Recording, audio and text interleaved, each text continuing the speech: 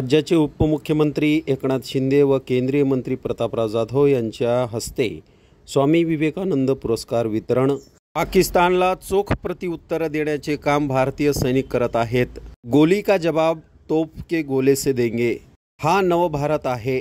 आतंकवाद्यांनी भारतीयांच्या नांदी लागू नये, भारतीय लष्कराने दाखवून दिले आहे, असे प्रतिपादन महाराष्ट्र राज्याचे उपमुख्यमंत्री एकनाथ शिंदे यांनी बुलढाणा येथे केले।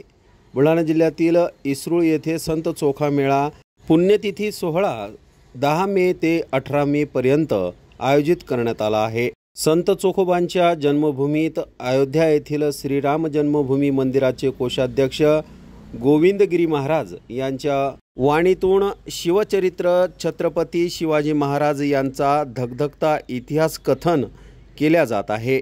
गीता परिवार संस्थेच्या वतीने निलेश महाराज झेरेकर यांना स्वामी विवेकानंद पुरस्कार हा गोविंद देवगिरी महाराज, राज्याचे उपमुख्यमंत्री एकनाथ शिंदे, केंद्रीय मंत्री प्रतापराव जाधव यांच्या हस्ते प्रदान करण्यात आला।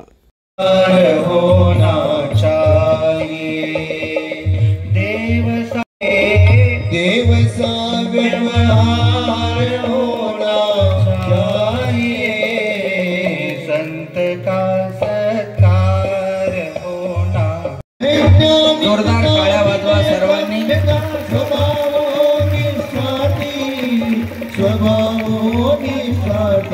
मंडप या ठिकाणी घालावा लागतो। या मंडपाचे एक सहकार्य आपण करावं एवढीच आपल्याला या ठिकाणी या चोखोबाराच्या मंदिराच्या ट्रस्टीच्या वतीने विनंती। सन्माननीय श्रीकांत कासट साहेब यांनी सुद्धा व्यासपीठाकडे यायचं आहे। आलेल्या सर्वच मान्यवरांचं या ठिकाणी हार्दिक स्वागत आहे। त्याला आपल्या भारतीय लष्कराने योग्य उत्तर दिलेलं आहे आणि खऱ्या अर्थाने आता हा नवा भारत आहे, हा घुसके मारने वाला भारत आहे। एकदा आतंकवाद्याचा कुठले लाड सहन केले जाणार नाहीत हे आपल्या देशाने, देशाच्या जवानांनी दाखवून दिलेलं आहे। उघड्याने देतील।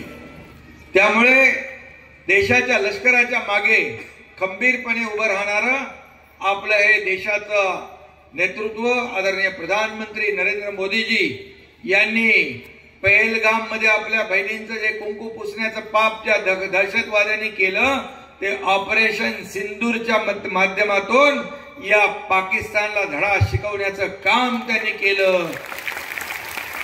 आणि म्हणून भारताच्या नादाला लागायचं नाही, आमचा नाद करायचा नाही हे सांगून टाकलंय।